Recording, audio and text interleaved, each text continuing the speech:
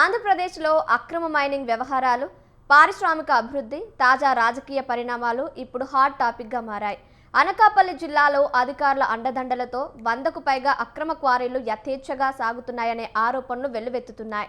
దీనిపై assembly speaker స్వయంగా ఫిర్యాదు చేసిన చర్యలు శూన్యమనే విమర్శలు వస్తున్నాయి. మరోవైపు కడప జిల్లాను సోలార్ హబ్గా మార్చేందుకు ప్రభుత్వం అడుగులు వేస్తుంది. ఈ నెల 22న మంత్రి నారా లోకేష్ ఇక్కడ భారీ ప్రాజెక్టులను ప్రారంభించనున్నారు. ఇక ప్రకాశం జిల్లాలో మాజీ మంత్రి బాలినేని శ్రీనివాసరెడ్డి చుట్టూ తిరుగుతున్న పరిణామాలు జనసేన పార్టీలో తీవ్ర చర్చకు దారితీశాయి. వీటితో పాటు మత్స్యకారుల భృతి, జనాభా గణన, అధికారుల బదిలీలపై నిషేధం వంటి తాజా అప్డేట్స్ని క్షేత్రస్థాయిలో ఉన్న మా రిపోర్టర్లను లైవ్ ద్వారా అడిగి తెలుసుకుందాం.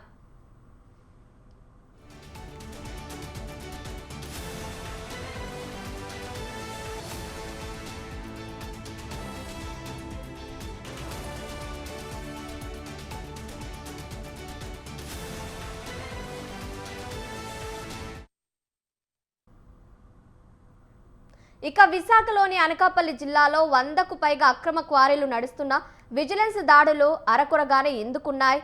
అసెంబ్లీ స్పీకర్ అయ్యన్న పాత్రుడు గారు స్వయంగా ఏఎంఆర్ చెక్పోస్టులపై గతంలో అభ్యంతరాలు వ్యక్తం చేసిన మంత్రి కొల్లు రవీంద్ర గారు ఎందుకు మౌనంగా ఉన్నారు అనే దానిపై మరిన్ని అప్డేట్స్ మా ప్రతినిధి సూర్యప్రకాష్ లైవ్ ద్వారా అందిస్తారు. చెప్పండి సూర్యప్రకాష్. కావ్య, ఏదైతే ఉమ్మడి విశాఖ జిల్లాలో గత ప్రభుత్వంలో అక్రమ మైనింగ్ల కేసులు అయితే అత్యధికంగా ఉన్నాయని చెప్పేసి కూటమి ప్రభుత్వ నాయకులంతా కూడా పూర్తి స్థాయిలో అయితే ఆరోపిస్తున్న పరిస్థితి ఉండేది. కానీ అందుకు అనుగుణంగా కూటమి ప్రభుత్వం వచ్చిన తర్వాత పూర్తిగా దాన్ని నిలిపివేస్తామని చెప్పేసి కూడా ఇక్కడ నాయకులంతా కూడా తెలియజేశారు. కానీ ప్రస్తుతం అంతకు మించి 120 క్వారీలు, 100 నుండి 120 క్వారీల వరకు కూడా అనకాపల్లి జిల్లాలోనే జరుగుతున్నాయంటే చెప్పుకోవచ్చు.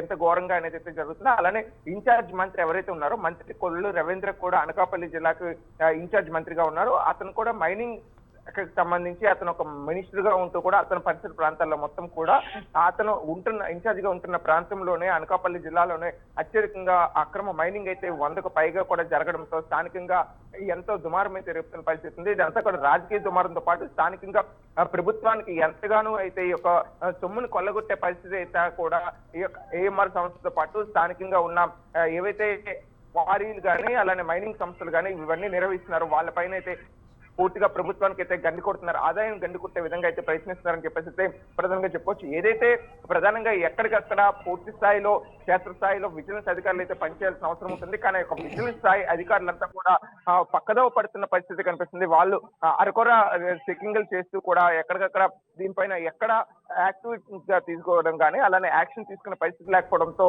వీళ్ళంతా కూడా ఏఎంఆర్ సంస్థతో పాటు కొన్ని ఎంఆర్ మైనింగ్ సంస్థ కావచ్చు, అలాంటి చెక్ పోస్ట్ కేంద్రంగా ఎవరైతే కాంట్రాక్ట్ తీసుకున్నారో వాళ్ళకి ఉన్న పరిమితులు కొన్ని అయితే అత్యధికంగా మరిన్ని పరిమితులు తీసుకొని కూడా అన్ని ప్రాంతాల్లో కూడా ఈ యొక్క క్వారీలకు సంబంధించి అక్రమంగా ఈ యొక్క మైనింగ్ సంస్థలకన్నింటిని కూడా తీసుకోవాల్సిన పరిస్థితి ఉంది. మైనింగ్ సంస్థలు దొంగ బిల్లులు అయితే ఏఎంఆర్ సంస్థ అయితే తీసుకొచ్చి పెట్టడం అని చెప్పేసి అయితే పలు ఆరోపణలు అయితే తీవ్రంగా అయితే ఉన్నాయి. దానిపైన ఎప్పటికైనా సరే పూర్తిగా విజిలెన్స్ అధికారులు అయితే చర్యలు తీసుకోవాలని చెప్పేసి అయితే తెలియజేస్తున్న పరిస్థితి ఉంది. అలానే లీజులకు ఏవైతే ఉంటాయో ఆ లీజులకు సంబంధించి పలు చోట్ల ఆ లీజుకు సంబంధించినవి కూడా గనుల శాఖ ఎవరైతే అధికారులు ఉంటారో వాళ్ళెవరు కూడా ఆ లీజుకు సంబంధించి కూడా ఎటువంటివి కూడా తీసుకోకపోవడంతో అయితే పూర్తి స్థాయిలో అయితే అందరూ కూడా ఇబ్బందులు అయితే ఎదుర్కొంటున్నారు. ఇప్పుడు మనం కొన్ని విజువల్స్ లో అయితే చూడొచ్చు.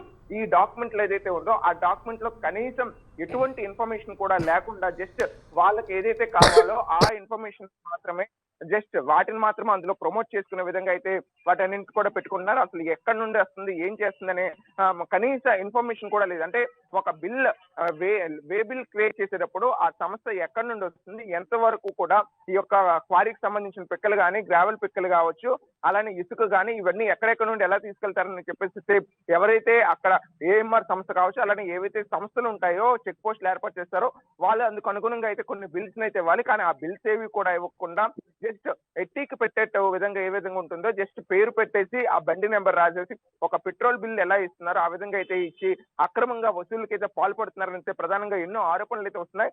దీనిపైన అనకాపల్లి జిల్లా మైనింగ్ ఆఫీసర్స్ ఎప్పటికైనా అధికారులు అయితే చర్యలు తీసుకోవాలని చెప్పేసి ఎన్నోసార్లు ఎంతో మంది ప్రతిపక్ష నాయకులు కావచ్చు, వామపక్ష నాయకులు కావచ్చు, వీళ్ళంతా కూడా ఎన్నోసార్లు ఫిర్యాదు చేసినప్పుడు కూడా పట్టించుకున్న దాఖలాలు అయితే లేవు. దీని అంతటికి ఒక ఎత్తైతే ప్రస్తుత స్పీకర్ అయ్యన్ పాత్రుడు కూడా దీనిపైన ఎన్నోసార్లు అయితే ఫిర్యాదు చేసినా కూడా కనీసం దానికోసం పట్టించుకోలేదని స్పీకర్ కూడా ఎన్నోసార్లు ఆవేదన వ్యక్తం చేసిన పరిస్థితి కనిపిస్తుంది Kavya. Thank you Suryaprakash, thank you for the updates.